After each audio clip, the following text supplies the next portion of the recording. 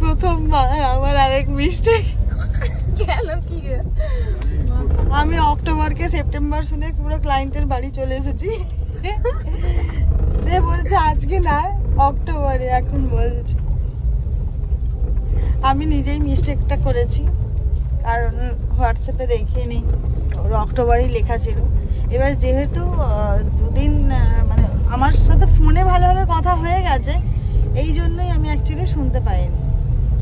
তো কিছু করার নেই। আর আমার ফেরত যাচ্ছি এখন বাড়ি।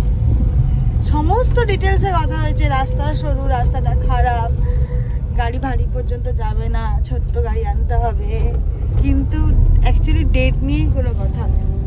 ডেটটা প্রথমে যে কথা হয়েছিল না, আমি সেই অনুযায়ী ভেবেছি আজকে কাজটা আছে, ঠিক আছে তাহলে যেতে হবে। ইভেন কালকে রাত্রেও আমি মেসেজ করেছি, কালকে আমি এই টাইমে যাচ্ছি।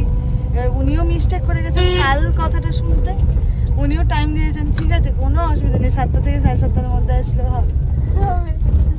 আমি পৌঁছে গেছি 7টা থেকে 7:30-র মধ্যে। ঠিক আছে।